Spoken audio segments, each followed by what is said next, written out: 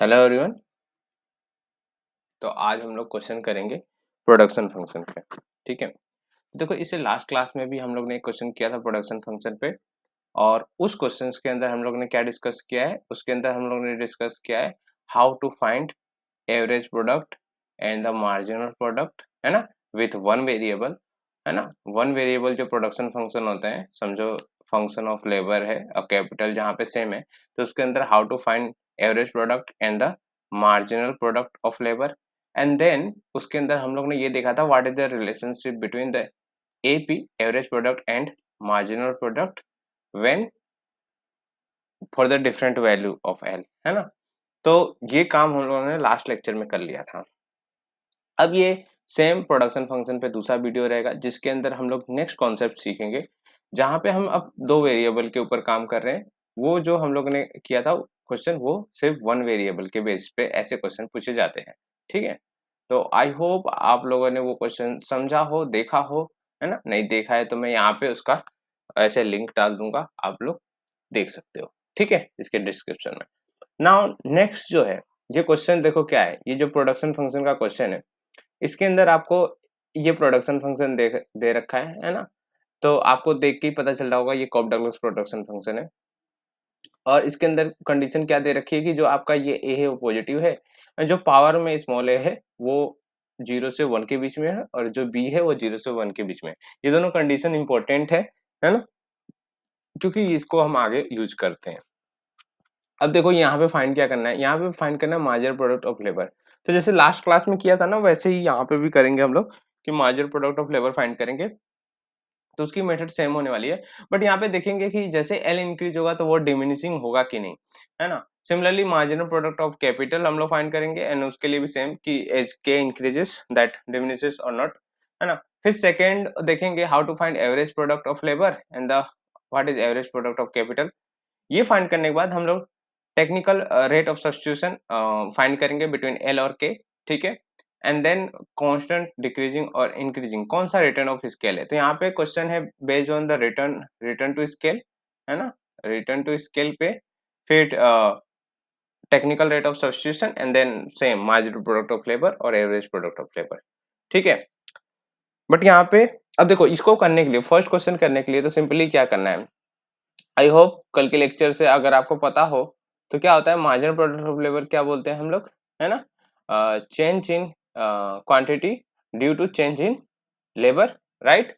यहाँ पे हम कैपिटल को कांस्टेंट रखते हैं, है ना, क्योंकि हमें जस्ट किसका मार्जिनल प्रोडक्ट फाइंड करना है, हमें फाइंड करना है लेबर का, राइट। तो हम उसको कांस्टेंट रखते हैं। अब यहाँ पे हम सोल्व करना शुरू करेंगे, तो यहाँ पे जो हमारे पास प्रोडक्शन फंक्शन दिया है उसका हम एल के साथ डेरिवेटिव ले लेंगे। तो देखो यहाँ पे डेरिवेटिव करोगे तो क्या होगा, आपका ए जो है वो तो कांस्टेंट है, और के भी क्या है, वो भी कांस्टेंट है। जस्ट आपका जो एल है ना, उसी का हम क्या करेंगे, डेरिवेटिव करेंगे। तो इसका डेरिवेटिव करोगे तो लास्ट क्लास में जैसे मैंने डेरिवेशन का फॉर्मूला बता रखा है, ठीक है, जिनको नहीं पता हो और जिनको पता है वो कर सकते हैं कि क्या करते हैं, पावर एक आगे करते एक पावर कम कर देते हैं। ठीक है, तो ये हो गया marginal product of labour. So marginal product of labour क्या आएगा हमारे पास, A K raise to B L raise to A minus one, right. Now next इन्होंने क्या पूछा है, क्या ये डिमिनिशिस भी है। तो ये फाइंड करने के लिए यहाँ पे दो चीजें, या तो एक खुद आप इसको ना देखो, मैं दो तरीके से बताता हूँ। पहला तरीका ये है, और दूसरा तरीका तो बहुत इजी होगा, है ना। ठीक है, उसमें क्या करेंगे हम लोग, सेकेंड टाइम डेरिवेटिव ले लेंगे, है ना। और फर्स्ट तरीके में क्या होता है कि इसमें थोड़ा बस सोचने की जरूरत है, थोड़ा सा दिमाग लगाओ। जैसे इसको लिखो, मार्जिनल प्रोडक्ट ऑफ लेबर क्या है, तो ये ए है, ये भी ए है, ये दोनों पॉजिटिव टर्म है, के भी वैसे ही छोड़ो। अब ये देखो यहाँ पे जो ये नंबर है L raise to A minus one, तो ये जो आपका A raise to minus one है ये तो लेस देन जीरो होगा बाय दिस प्रॉपर्टी। यहाँ पे दिया था ए की वैल्यू क्या होगी, लेस देन वन होगी। लेस देन होगी तो दोनों बाजू माइनस वन करोगे तो यहाँ पे तो जीरो होगा, वन माइनस वन जीरो हो जाएगा। तो ये क्या होगा, ये क्या बता रहा है कि ये वैल्यू जो होगी ए माइनस वन और लेस देन जीरो होगी। जब लेस देन जीरो होगी तो इसको पॉजिटिव बनाने के लिए हम ऐसा लिख सकते हैं, वन माइनस एक लिख सकते हैं। ठीक है, नीचे अब देखो यहाँ पे क्या होगा, सिमिलरली हम यहाँ से खुद वो कर सकते हैं कि अगर एल जो डिनोमिनेटर में वैल्यू है वो इंक्रीज की जाए, तो ये टोटल जो वैल्यू है मार्जिनल प्रोडक्ट ऑफ लेबर की वो क्या होगी, डिक्रीज होगी। सिंपल सी बात है, ये देख के समझ में आ जा रहा है। ओके, जिसको नहीं समझ में आ रहा है उसको लिए ये मेथड है सेकंड वाली कि वो सेकंड डेरिवेटिव ले ले, ये जो है ना उसका सेकंड डेरिवेटिव ले लो, ठीक है, मार्जिनल प्रोडक्ट ऑफ लेबर का। तो इसका जब सेकंड डेरिवेटिव लोगे तो क्या आएगा, ए ए के रेस टू बी। अब यहाँ पे आ जाएगा ए माइनस वन एल। अब यहाँ पे -1 करोगे तो क्या होगा, a -2 हो जाएगा, ठीक है। नाउ सी दिस पार्ट, अगर इसको देखो तो a माइनस, ये a भी पॉजिटिव है, ये भी पॉजिटिव है, कैपिटल A भी पॉजिटिव है, k भी पॉजिटिव है, l भी पॉजिटिव होगा। लेकिन जो a-1 होगा ना वो क्या होगा, नेगेटिव होगा, जिसकी वजह से होल टर्म क्या हो जाएगा, नेगेटिव। तो यहाँ से क्या हमें पता चला, जो derivative of marginal product of labour है वो क्या आएगा, डेरिवेटिव जो है वो नेगेटिव आएगा, जिसका मतलब क्या है कि मार्जिनल प्रोडक्ट ऑफ लेबर, जैसे हम लोग एल इंक्रीज करते हैं एम एल क्या होता है, डिक्रीज होता है। तो देखो ये एल में हम पॉजिटिव चेंज किए तो ये क्या होगा, डिक्रीज होगा, तभी तो ये नेगेटिव चेंज आएगा। So marginal product of labour decreases as L increases, ठीक है। सो वही डिमिनिशिंग है ना, marginal product of labour is diminishing as L increases. Similarly हमें marginal product of capital find करना है, तो सेम मेथड होगी। यहाँ पे आपको फॉर्मूला पता होगा कि मार्जिनल प्रोडक्ट ऑफ कैपिटल क्या होगा, change in total quantity due to change in capital. अब यहाँ पे हम लेबर को कांस्टेंट रखेंगे, है ना, क्योंकि हमें जस्ट इसमें चेंज फाइंड करना है, राइट। तो यहाँ पे देखो marginal product of capital equals to, अब हम यहाँ पे एल और ए जो है ये तो कांस्टेंट होगा, जस्ट हम डेरिवेटिव किसका करेंगे, कैपिटल का, K raise to B. Now take the derivative, तो यहाँ पे क्या आ जाएगा, पावर आगे एक पावर कम। नाउ सी ये सेम क्या आ गया, एमपी के मार्जिनल प्रोडक्ट ऑफ कैपिटल क्या आ जाएगा, A B L raise to A K raise to B -1। Now इसको और क्या लिख सकते हैं, A B L raise to A divide में K 1 minus B. Now see as K increases your MP K would decrease, right? So we can see from this derivation also. But अगर आपको ये करना है, इसका सेकेंड डेरिवेटिव करना है, उससे भी कर सकते हो। इसका सेकेंड डेरिवेटिव करें तो हम क्या होगा, अगर सेकेंड डेरिवेटिव करोगे मार्जिनल प्रोडक्ट ऑफ कैपिटल का, यानी इस मार्जिनल प्रोडक्ट ऑफ कैपिटल का तो फर्स्ट डेरिवेटिव का हमारे क्वांटिटी टोटल क्वांटिटी का second derivative with respect to K होता है, ठीक है। तो यहाँ पे ए बी एल ए, यहाँ पे क्या होगा, b-1 के रेस टू -1 करोगे तो b-2 हो जाएगा। तो यहाँ पे देखो ये वाला जो टर्म है ना, पूरे टर्म को क्या करेगा, नेगेटिव बना देगा, जिससे हम लोग बोल पाएंगे कि as your K increases, same point, as your K increases marginal product of capital decreases, right. Now I hope आपको ये दोनों पार्ट समझ में आ गया हो, है ना। ये बहुत इजी था, समझ में आ गया। अब एवरेज प्रोडक्ट तो सबसे ज्यादा इजी, आई थिंक ये तो मुझे कराना नहीं चाहिए, लेकिन फिर भी चलो बता देता हूँ इस वीडियो के अंदर। एवरेज प्रोडक्ट ऑफ लेबर क्या होगा कि क्वांटिटी को हम एल से डिवाइड कर देते हैं। आपकी क्वांटिटी क्या है, तो क्वांटिटी है आपकी ए और L raise to A K raise to B, divide करना है एल से, तो ये कितना आ जाएगा, ए एल रेस टू ए -1, ये 1 ऊपर जाएगा तो माइनस हो जाएगा, अब के रेस टू बी, ठीक है। तो ये बहुत सिंपल है। सिमिलरली आप लोग एवरेज प्रोडक्ट ऑफ कैपिटल भी फाइंड करोगे तो वो डायरेक्ट में लिख रहा हूँ, ए raise to A K raise to B -1, ये आ जाएगा, ठीक है। और उसके अंदर कुछ इन्होंने पूछा हुआ है क्या, let me see. Average product of labour, what is the average product of capital, same, ये बहुत इजी क्वेश्चन था, ये वाला सेकंड तो मैंने जस्ट बता दिया आप लोगों को, है ना, ऐसे होगा, ठीक है। अब देखो, अब क्वेश्चन ये आता है टीआरएस फाइंड करने का, technical rate of substitution. Now this is something very important, TRS between labour और कैपिटल, यानी rate of substitution between labour और कैपिटल, किस रेट पे ये दोनों फैक्टर जो है सब्स्टिट्यूट किए जा सकते हैं, ठीक है। तो ये किसके इक्वल होता है, marginal product of labour divide by marginal product of capital. Now अगर एब्सोल्यूट वैल्यू पूछी जाए तो हम सिर्फ पॉजिटिव वाला वैल्यू लेते हैं, तो टीआरएस लेबर और कैपिटल के बीच में क्या आएगा, marginal product of labour divide by marginal product of capital.